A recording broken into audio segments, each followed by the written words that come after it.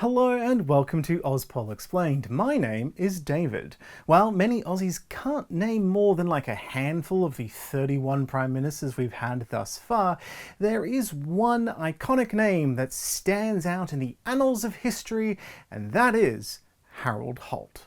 You've definitely heard of Harold Holt, like we all have, because of one important thing.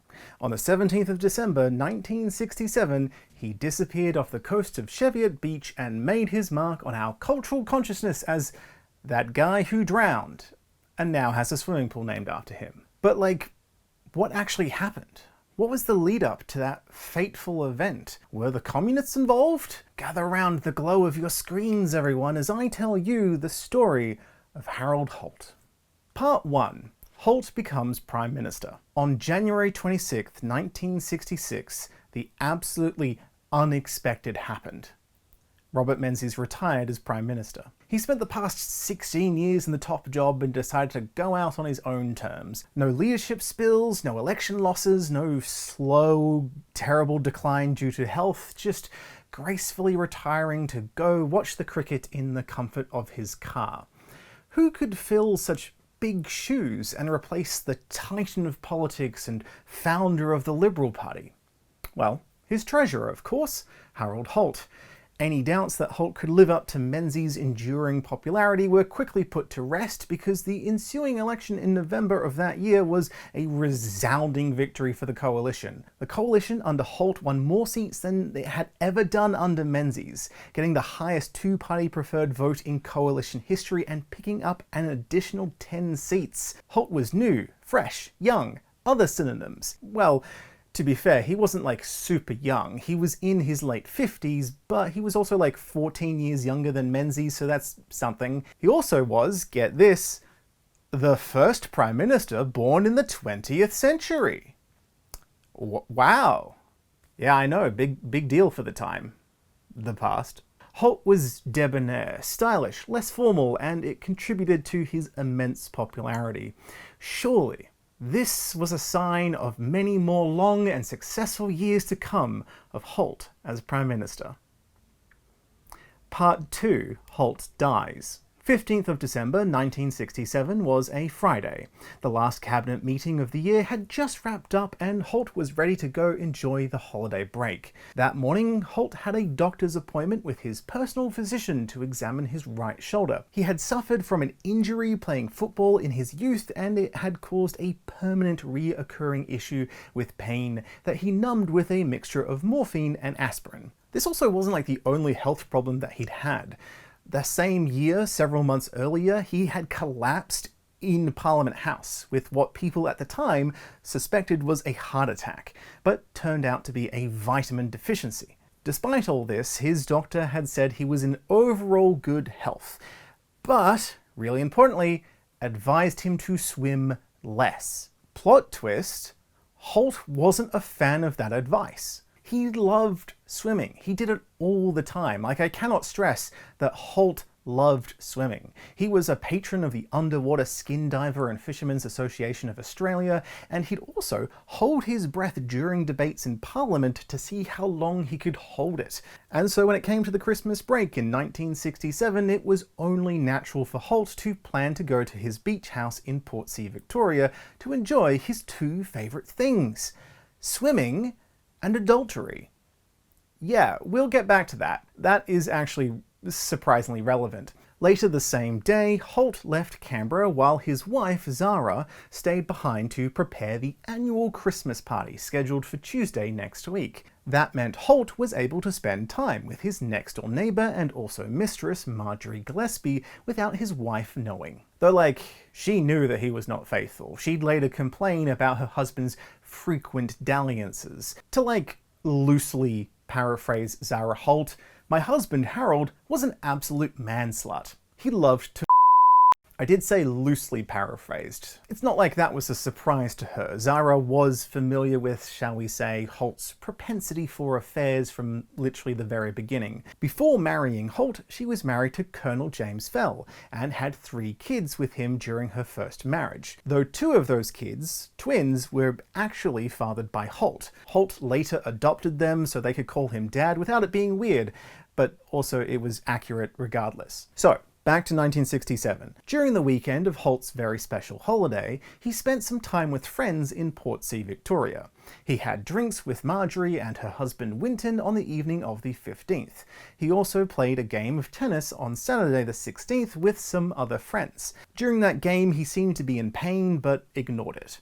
The next day, Sunday the 17th, Holt called up Marjorie and invited her to go for a swim. She brought along her 20-year-old daughter, Vina, who was accompanied by two of her friends, 19-year-old medical student Robert Martin Simpson and Alan Stewart, a young businessman and house guest of the Gillespies. They got into Holt's car, a stylish red Pontiac Parisienne, and drove to Portsea Beach, a public beach which, unfortunately, due to bad weather, was closed. No lifeguards were on duty, but people weren't meant to be there anyway, because, you know, the weather was terrible. But Holt had come to Portsea, Victoria for two reasons, and he couldn't do one of those reasons while there were people watching. So, not to be discouraged, he decided to go to a different location with the group, Cheviot Beach. Cheviot Beach, by the way, is not a public beach. It wasn't closed off because of the weather, it just was permanently restricted due to strong rips and dangerous rocky reefs close to the shoreline. Like, you are not meant to be there even if the weather is good. A quick note about Cheviot Beach, right? It's named after the SS Cheviot, a steamship that sunk there in 1887 thanks to those aforementioned dangerous reefs. 35 of the crew tragically drowned.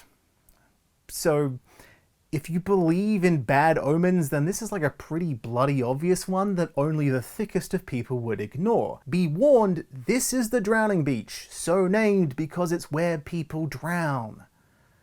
So Holt ignored this and went down the dunes anyway, dragging his guests along with him despite them voicing their concerns about the bad weather. He dismissed their comments by saying, "I know this beach like the back of my own hand," which to be fair was true. He was pretty familiar with it. He'd bought some land off the Gillespies in 1960 so he could build a beach house nearby to enjoy the sun, the surf, and also have an affair without having to walk more than a dozen steps from his own front door. But like more specifically, he'd also gone swimming at Cheviot Beach earlier that very year, and guess what happened?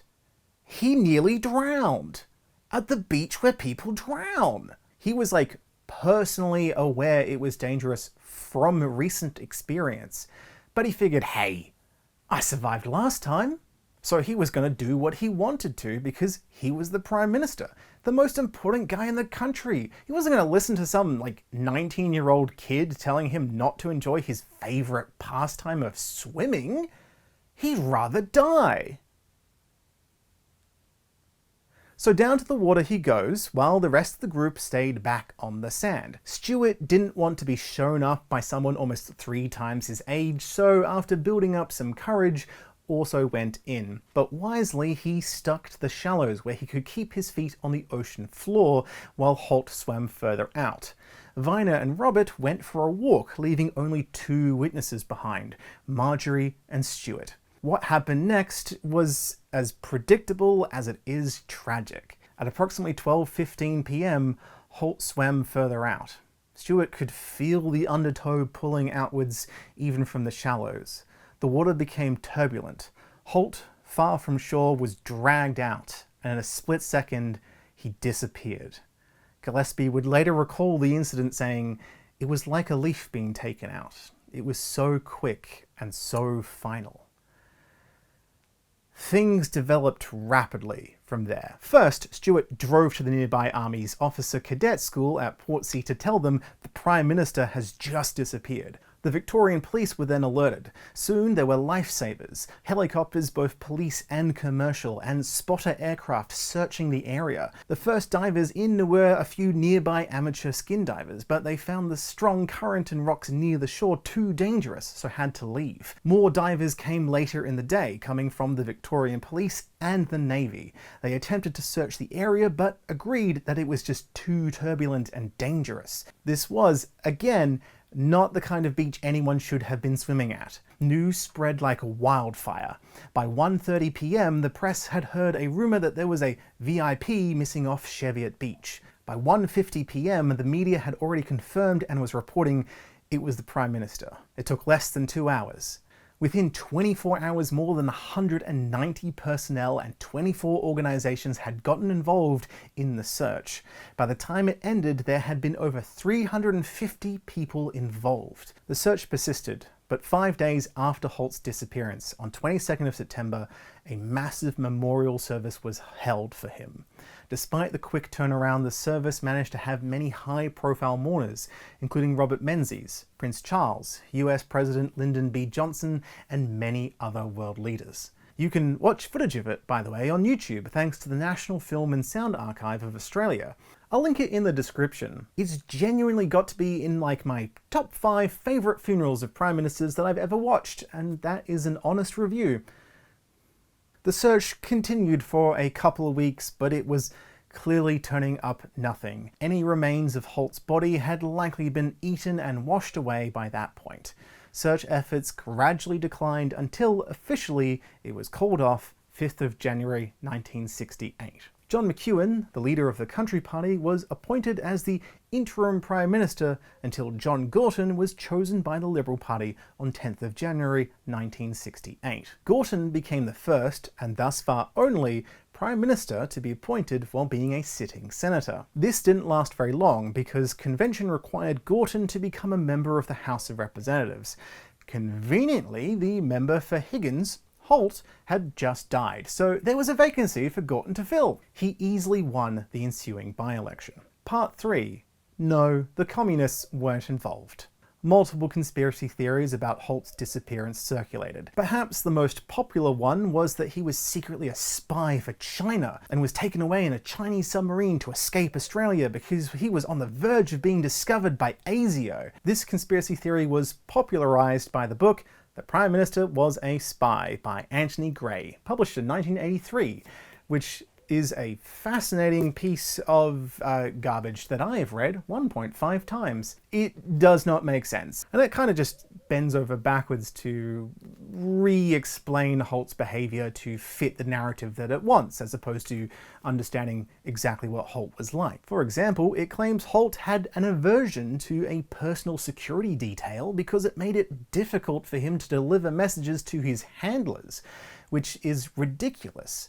He didn't like having a security guard breathing down his neck because he was having affairs. We've already established this, remember? The fact that Holt had multiple affairs is somehow relevant to this story. Again! Zara Holt dismissed the claims by saying that Harold didn't even like Chinese food, which is not the best defense against accusations of being a spy, but like, sure. But also, like, it's not an original thought anyway to claim that he was abducted by a Chinese communist submarine, because in 1977 people were talking about him getting involved in secret Russian submarine activity, so I don't know if you can copyright a conspiracy theory, but like, clearly there was some plagiarism going on with that book. Now, the thing is, right, under Victorian law, you couldn't be declared dead without a body to confirm it until the law changed in 1985. So it wasn't until 2005 that a formal inquest was opened and concluded that Holt had taken an unnecessary risk in rough water and drowned. There was nothing of significance that indicated anything else happened, which is again kind of obvious. He was an old man with a shoulder injury told directly by his doctor, don't swim so much, but ignored that medical advice to go swim during bad weather at a dangerous beach known for where people drown, which again, the risk of which he had experienced firsthand merely months prior in that exact same spot. I don't know how this could be any less of a mystery. Like, the mystery gang would solve it in Act 1. I know he disappeared during the Cold War, but like, not everything has to be deeper than it really is. The only thing deeper than it needed to be was Cheviot Beach. Part 4. Holt's Legacy. Holt has a swimming pool named after him, which is kind of funny in a dark, humid way, and is probably in the top 5 most well-known facts about an Australian Prime Minister, but he should be remembered for at least a few other things. He was Prime Minister for a brief time, But he made some big changes. He was instrumental in dismantling the White Australia policy by abolishing the discriminatory dictation test in 1966 and allowing non-European immigrants to come to Australia under the same terms and conditions as European immigrants. While not the only Prime Minister involved in the dismantling of the White Australia policy, his contributions helped the process of Australia becoming the multicultural nation it is today. Also under Holt, the famous landmark 1967 Aboriginal referendum was held with bipartisan support, something that, while Menzies had supported in principle, had not actively pursued the way Holt did. It obtained a whopping 90.77% yes vote and granted the federal parliament the power to make laws for Aboriginal people and include them as part of the population for constitutional purposes. Holt's time as Prime Minister was brief, but he was there for some of the most significant defining moments in our history. His contributions have literally shaped the nation we live in today, and if only he had just taken a moment to listen to his doctor or his friends or the weather report or any kind of obvious bad omen or warning sign, maybe he would be remembered for more than just the guy who went and drowned at the beach. But you can't choose how you're remembered, so that's on him. So remember, swim between the flags is the moral message of this episode. Swim between the flags, or else. And there you have it. Thank you so much for tuning in to this episode of Auspol Explained. I hope you've enjoyed learning about the death of a former Prime Minister. Don't forget to subscribe to learn more. Share this video so other people can enjoy learning about the death of an iconic Australian Prime Minister. Comment down below what you would like to learn about next. You know, all those things that the algorithm likes. And also, thank you so much to my supporters on Patreon who are supporting free education for everyone. You can find a link in the description to go support me on Patreon if you'd like to get access to episodes early or the occasional bonus episode or content. And that's all from me. Thank you so much. I'll see you next time.